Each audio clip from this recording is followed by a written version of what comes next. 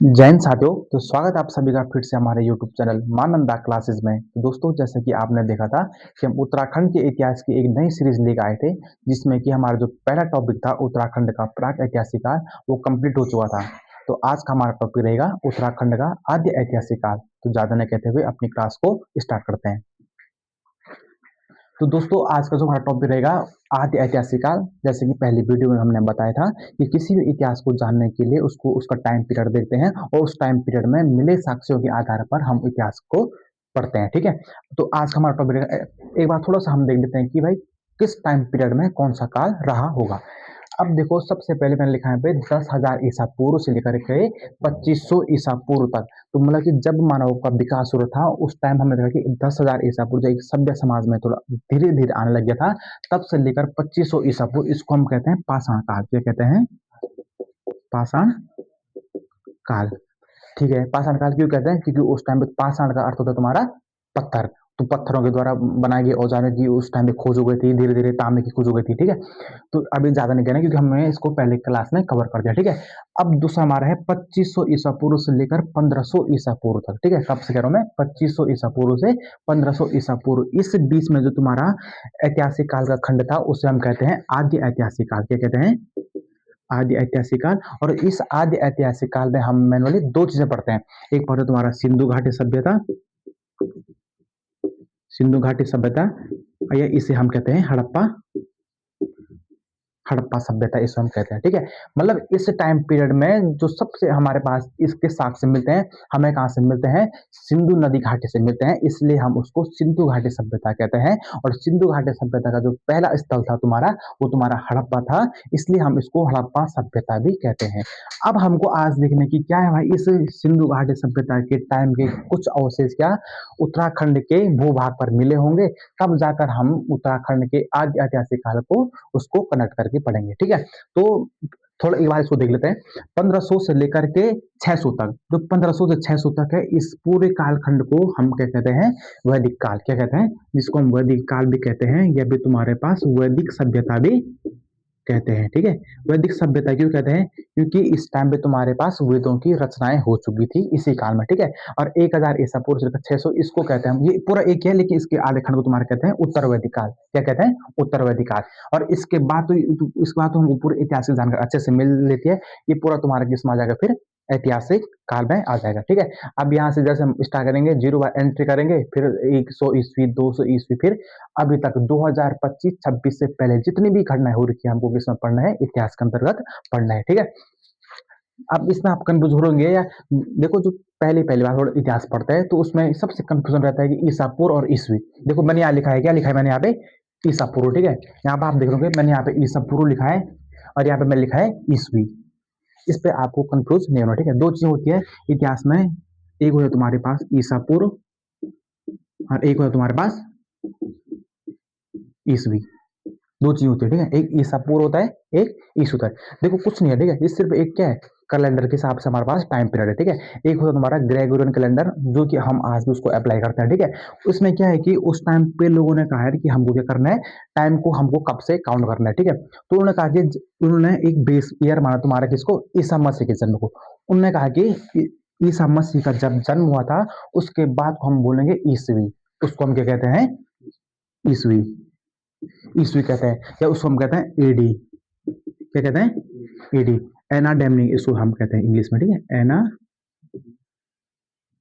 एनाडेमनी। ठीक है, एनाडेमनी का अर्थ होता है तुम्हारे कि हमारे ईश्वर के साम्राज्य में, मतलब कि जब ईसा मसीह उनके कहते ईश्वर थे तो उनके जन्म के बाद को हम कब से ऐड करेंगे? ईस्वी से ऐड करेंगे। ठीक है, जैसे एक साल, मतलब काउंट शुरू यहीं से होगा। एक साल, 2 साल, 3 साल, 100 साल, 1000 साल। अभी जैसे तुम्हारे कौन सा चला है? 2026 चल रहा है। ठीक है, और ईसा मसीह के जन्म से पहले इस टाइम पीरियड को हम किसमें तुम्हारे किसमें पढ़ेंगे? ईसा पूर्व में। उसे हम कहते हैं ईसा पूर्व, या इसे हम कहते हैं बीसी। क्या कहते हैं? इसे कहते हैं बिफोर क्राइस्ट, इसे हम कहते हैं बीसी। तो इसमें आपको कंफ्यूजन हो। ठीक है, अब जैसे आप लोग पढ़ते हैं कि भाई आपने इतिहास में पढ़ोगा कि महात्मा बुद्ध का जन्म तुम्हारा कब हुआ था? 563 ईसा पूर्व हुआ था, और इनकी मृत्यु तुम्हारी कब हो गई थी? 483 ईसा पूर्व हो गई थी। तो कंफ्यूज ये होता है यार कि इनका जन्म 500 हुआ था, 563, आप लोग कहते होंगे फिर 564 आना चाहिए था, फिर 565 आना चाहिए था, ठीक है? ऐसा नहीं है, क्योंकि इसमें पहले ईसा पूर्व को तुम्हारा किसको करना पड़ेगा, ईसु में जाने के लिए 0 को। अब ये तुम्हारा कहाँ पे चल रहा है, 563 में, कहाँ चल रहा है, 563 ईसा पूर्व। क्यों? ईसा मसीह के जन्म के पहले चल रहा है, क्योंकि यहाँ पे मैंने क्या लिखा है, ईसा पूर्व लिखा है। इसको ईसु आने के लिए हमें पहले 0 को करना पड़ेगा। तो 563 में तुम्हारा क्या होगा, फिर 463, 363, तब 0 के बाद तुम्हारा कहाँ आएगा, ईसु में आएगा, ठीक है? तो 500 के बाद तुम्हारा 400, तो यहाँ क्या आएगा तुम्हारे पास, 483 आ गया। तो ईसा पूर्व में याद रखना है कि टाइम पीरियड तुम्हारा क्या चलता है, उल्टा चलता है। जैसे तुम्हारे पास 0 ईसा मसीह का जन्म हो जाएगा, फिर जाके हम अपना पूरा जैसे सीरीज चलती है, जैसे अगर 400 हो गया, फिर 500, 600, जैसे अभी चल रहे हैं, ठीक हो गया?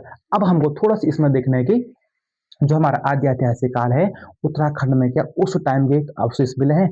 तो मैं ये बता दूं कि आदि ऐतिहासिक काल का हमारे उत्तराखंड में बहुत कम साक्ष्य, ना के बराबर हमको क्या मिलते हैं, साक्ष्य मिलते हैं, ठीक है?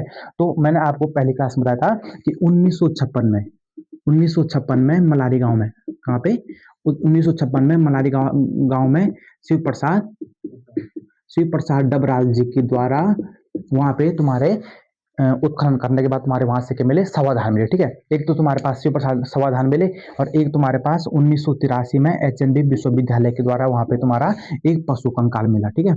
एक क्या मिला तुम्हारे पास, पशु कंकाल मिला था तुम्हारे को, जिसको कि हम बोलते हैं कि ये तुम्हारे क्या, जुबू, जिसका हमको किसी संबंध करते हैं, तुम्हारा जुबू उसको हम रिलेट करते हैं। अब एक तुम्हारे पास 2001 में तुम्हारे उसी मलारी गांव से तुम्हारे पास एचएनडी के शोधकर्ताओं के द्वारा तुम्हारा एक सबसे इंपॉर्टेंट तुम्हारा एक मानव कंकाल के साथ साथ उसके साथ तुम्हारा 5.2 kg का तुम्हारा क्या मिला, मुखौटा मिला, क्या मिला, मुखौटा मिला। तो तो हमारे जो मलारी गांव में जितने भी तुम्हारे पास क्या मिले, एक तो समाधान मिले थे, एक पशु कंकाल मिला था, और जो मुखौटे मिले थे, ठीक है? और एक तुम्हारा सबसे इंपॉर्टेंट कांसे की तुम्हारे क्या मिली थी, कांसे की कटोरी। देखो कांसे की खोज मैंने कब कहा था, आदि ऐतिहासिक काल में हो चुकी थी। तो इसलिए मलारी गांव से जितने भी हमारे पास साक्ष्य मिलते हैं, उनको जो इतिहासकार हैं वो ये बताते हैं कि वो तुम्हारे कौन से काल के थे, तुम्हारे सारे के सारे सैंधवकालीन थे। कौन से कालीन के थे, सैंधवकालीन थे, या इसी सैंधवकालीन को तुम्हारे पास सिंधु घाटी सभ्यता को हम क्या कहते हैं, हड़प्पा कालीन कहते हैं। तो मतलब कि आदि ऐतिहासिक काल की हमारे पास अवशेष तुम्हारे कहाँ से मिलते हैं, चमोली जिले के मलारी गांव से जितने भी साक्ष्य हैं तुम्हारे पास, वो हमारे आदि ऐतिहासिक काल को रिप्रेजेंट करते हैं।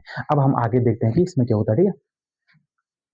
तो आपने ईसवी और ईसा पूर्व में थोड़ा क्लियर कर देगा कि होता ही है, ठीक है? अब हमको देखने की उसके बाद धीरे धीरे जब मानव आया, मैंने कहा था कि अफ्रीका से चल के आया, फिर यहाँ पे तुम्हारा एशिया में तुम्हारा क्या हुआ, एक सभ्य मानव स्टार्ट हो गया। अब क्योंकि हमको उत्तराखंड का इतिहास पढ़ना है, तो हमको देखना होगा कि हम क्योंकि बताए हमारे उत्तराखंड का जो तुम्हारा थोड़ा कैसा है, आयताकार है, ठीक है? थोड़ा फॉर्मेट बना के मैंने, तो हमारे इस उत्तराखंड में सबसे पहले तुम्हारी कौन सी जाति आई हुई, कोई ना कोई मनुष्य तो यहाँ पे आया होगा ना, है नहीं? तो उनकी जानकारी हमको कहाँ से मिलती है? पहले तो हमने क्या क्या पढ़ दिया, तुम्हारे पास पुरातात्विक स्रोत हमने पढ़ लिया। अब थोड़ा थोड़ा इनकी जानकारी हमको कहाँ से मिलती है, इतिहास में मिलती है, ठीक है? मतलब लिखित साक्ष्य मिलती है, इसलिए थोड़ा बहुत इनके बारे में हम जानकारी कलेक्ट कर पाते हैं, ठीक है? अब देखें कि उत्तराखंड की इस भूभाग पर सबसे पहले जो जाति निवास करती थी, उस जाति को इतिहासकारों ने कौन सा नाम दिया, कोल।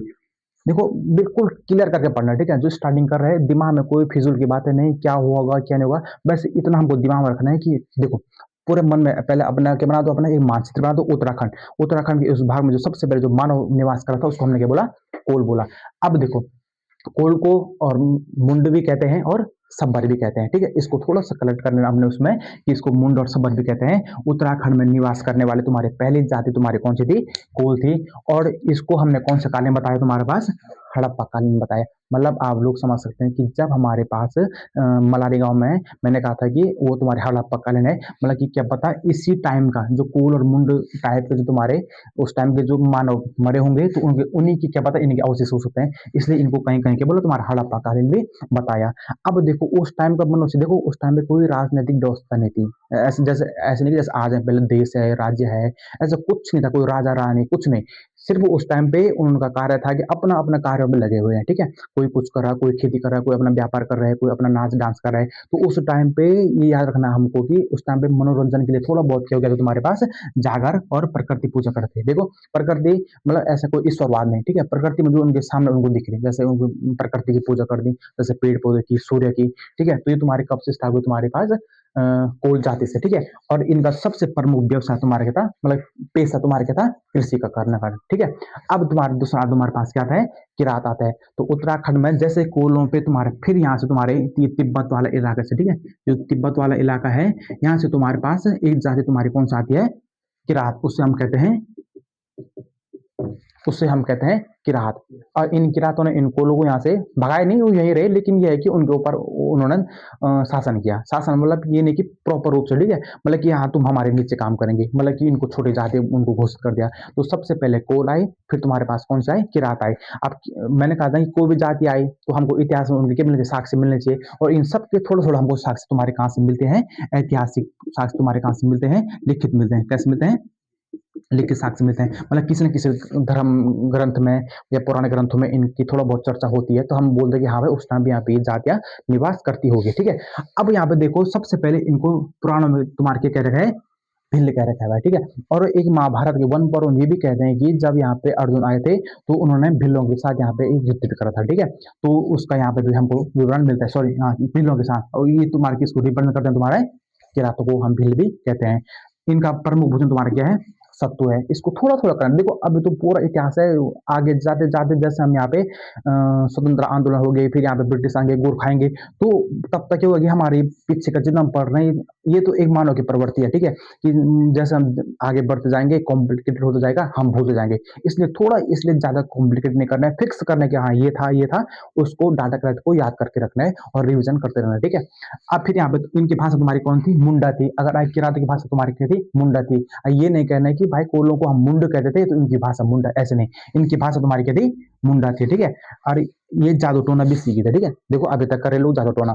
और इनका, लेकिन इनका क्या था कि ये व्यापार, ये तुम्हारा सिर्फ कृषि करते और ये तुम्हारा व्यापार करते थे। और सबसे इंपॉर्टेंट बात यह है कि जो किरात लोग थे, किरात लोग मौसम के अनुसार प्रवास भी करते थे। प्रवास मतलब एक जगह से दूसरी जगह माइग्रेट या जाते थे, ठीक है। तो इसलिए हम इनको व्यापार भी करते थे और ये मौसम के हिसाब से प्रवास करते थे। इसलिए हम किरातों को थोड़ा बहुत भूटियों से भी जानते हैं। मतलब कि जो भूटिया लोग, हम मान सकते हैं कि जो भूटिया लोग थे प्राचीन तुम्हारे क्या रहे होंगे, किरात ही रहे होंगे। इतना हो गया, ठीक हो गया। अब यहाँ से आगे करते हैं हम खासों से। तीसरे सबसे इंपॉर्टेंट जनजाति जो तुम्हारे उत्तराखंड के ये वाला जो ये जौनसार वाला क्षेत्र है ना, मानते हैं कि इस क्षेत्र से इन्होंने शासन करना शुरू किया था, कि इन्होंने खसों ने। किसने किया था, ये हिमाचल प्रदेश के ये पूर्वी से, अब लोग हिमाचल प्रदेश के मध्य से कहीं से भी आ सकते हैं ना खस लोग, तो उन्होंने यहाँ पे शासन किया था, ठीक है। मतलब इन्होंने कोलों को भी हरा दिया, किरातों को भी हरा दिया, और इस पूरे उत्तराखंड के इस भूमा में तुम्हारे कौन से जाति निवास करने लगे थे, खस जाति भाई। ये सबसे इंपॉर्टेंट जाति है क्योंकि इन्होंने सबसे सर्वाधिक समय तक उत्तराखंड में निवास किया। चंदों तक लास्ट लाख तुम देखते हो कि भाई खसों को इसने सोपाल को हराया था, ये रहा था। तो इस खसों देख लो कब से आए, ठीक है। हम इतिहास में आगे पढ़ते रहेंगे तो दिमाग में कलेक्ट करते जाने की भाई हाँ खस कब के रहेंगे, ठीक है। अब देखो, इन्होंने सबसे इंपॉर्टेंट बात है कि खसों ने सबसे पहले सामाजिक नियमों को बनाना स्टार्ट किया। समाज, अब देखो जैसे हमारे संस्कृति देखो कैसे होता है, जैसे कोई समाज है, कोई नियम कानून बना है, ठीक है। और वो नियम कानून अगर हमारे प्रथा बन गए, ठीक है, मतलब कि एक पीढ़ी से दूसरी पीढ़ी में जाने लगे, ठीक है। हमने इस पीढ़ी में कोई नियम कानून बनाए, हमारे आने वाली पीढ़ी अगर उसी चीज को फॉलो करती है तो हमारी तुम्हारी क्या बन जाती है, परंपरा बन जाती है, ये हमारी संस्कृति बन जाती है। तो दोस्तों हमको देखने की क्या सब, जो आज भी जैसे हम लोग देते होंगे शादी ब्याह होते गाँव में, ठीक है, या फिर देवी देवता नाचते हैं, हम क्योंकि उत्तराखंड से हम सारे लोग, तो आप लोग देख होंगे यार ये किसी ने तो किया होगा ना इस चीज को, कहीं लिखित तो है नहीं इसका प्रमाण, लेकिन कई साक्ष्य ऐसे होते हैं जिसको कि हम मौखिक रूप से दिखाते हैं, मतलब कि लिखित नहीं है, ठीक है। जैसे हमने सुना है, जैसे हम अपने दादा को सुनते हैं कि भाई हाँ ऐसा हुआ, फिर उन्होंने भी किसी से सुना होगा, तो मतलब कि एक ओरल चलता है ये लोग, ठीक है, और जिसको हम कहते हैं ओरल ट्रेडिशन, ठीक है। ट्रेडिशनल तुम्हारा कैसे परंपरा कैसे चल रही, तुम्हारी मौखिक द्वारा चल रही है, ठीक है। तो ये परंपरा उन्होंने कब से बनाई थी, खसों ने बना दी, ठीक है। इनमें से दो चार हमारे सबसे इंपॉर्टेंट प्रथाएं हैं, इसको थोड़ा हम देख लेते हैं, ठीक है। सबसे पहले घर जमाए, ठीक है। उनकी घर जाने का मतलब ये हुआ कि जैसे कोई लड़की है, ठीक है, उसका शादी हो गई, ठीक है, उसे कोई भाई नहीं है, तो वो क्या कर सकती है कि अपने पिता के घर में ही अपने पति को रख सकती है, उसे हम कहते हैं घर जमाई। देखो अभी भी तुमने देखा होगा कि कई लोग घर जमाई रहते हैं, ठीक है नहीं? तो ये तुम्हारी कब से तुम्हारी प्रथा स्टार्ट खसों से है, ठीक है। एक पशु बलि भी उस टाइम पे ना मनोरंजन के लिए कर रहे थे, वो चाहे किसी लिए करते थे, अपने प्रकृति पूजा के लिए, देवी देवताओं को खुश करने के लिए, जो भी रहा होगा, ठीक है। तो पशु बलि तुम्हारी कब से स्टार्ट हुए? खसों से। एक सबसे इंपॉर्टेंट इसमें तुम्हारे पास है जटिल प्रथा, ठीक है। जटिल प्रथा क्या होता है कि जैसे मैं आपको थोड़ा एक छोटे से एग्जाम्पल के तौर पे देता हूँ। जैसे ए है, ठीक है, ए है, ए कोई लड़का है, उसकी कोई पत्नी है बी, ठीक है, और इन दोनों का कोई लड़का होता है सी, इनका लड़का क्या है सी, और ये पत्नी है, ठीक है, ये क्या है तुम्हारे पास पत्नी है। और इस सपोज मर गया, इसका पति मर गया, इसने दूसरी शादी तुम्हारी किससे कर ली? डी से कर ली। किससे कर ली? डी से। मतलब कि अब इसका पति कौन हो गया? डी हो गया। तो जटिल प्रथा में कहा गया कि पहले पति द्वारा प्राप्त पुत्र कौन है? सी, उसको इस डी की संपत्ति में तुम्हारा क्या प्राप्त होगा? इस डी की संपत्ति में भी इसका अधिकार होगा। ये तुम्हारे कौन सी प्रथा में कह रही है? जटिला। देखो ऐसा नहीं है कि उसका पहला पुत्र हो गया तो उस बात को सुराहा ना फिर उसके बाद।